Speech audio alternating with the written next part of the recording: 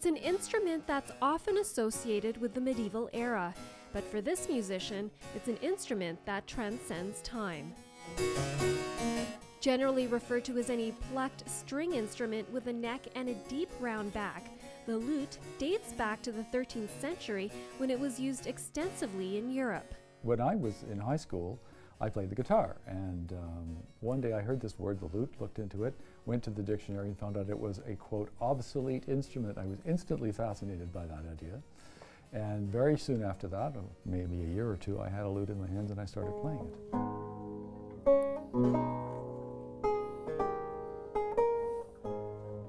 And that's when he became hooked. As a fan of Elizabethan music, Clive was not satisfied with playing these period pieces on the guitar. He wanted an instrument that captured the clarity and resonance of the music of that time.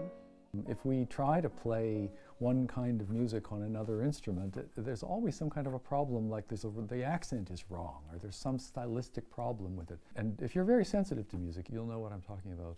And it seems to me that if you play something with the right style, then it just has that extra measure of clarity that gives it its soul back. But Clive's interest in lutes doesn't stop there. He makes his own instruments as well.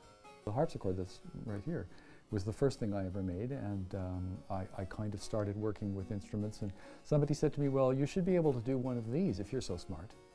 And so he gave me this. This is the lute rose, and people say, did you buy that and put it in there? No, you simply paste a paper pattern over it, and in the famous phrase of Michelangelo, you just remove what isn't necessary.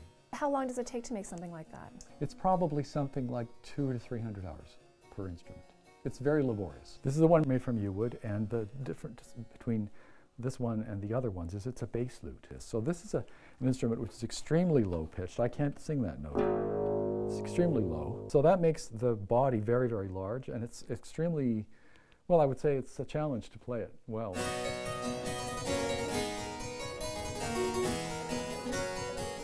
It's this use of yew wood that inspired Clive's partner, Susan Adams, to write A Lute for Christmas. Well, at that time, which was sort of the late 90s, a lot of yew trees were being harvested in the Pacific Northwest for use in making a cancer drug, taxamine. And because this was made from the bark of the tree, companies were just harvesting the trees, peeling the bark off, and leaving these terrific trees lying on the forest floor. So Clive had the opportunity to buy some of this yew wood, and he made a lute out of it. And as he did that, I thought this would make a good story, because a lot of people haven't had the opportunity to see a lute being made.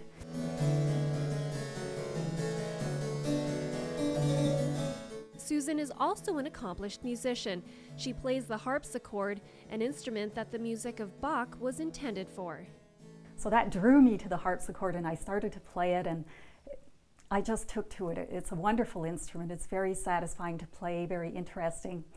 On the modern piano, we value evenness and smoothness in the sound, which is a virtue in itself.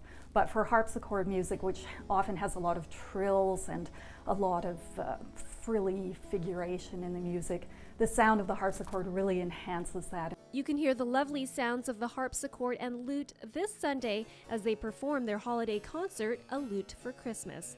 Visit Bottega.com for details. In West Kelowna, I'm Marianne Okel for Go Okanagan.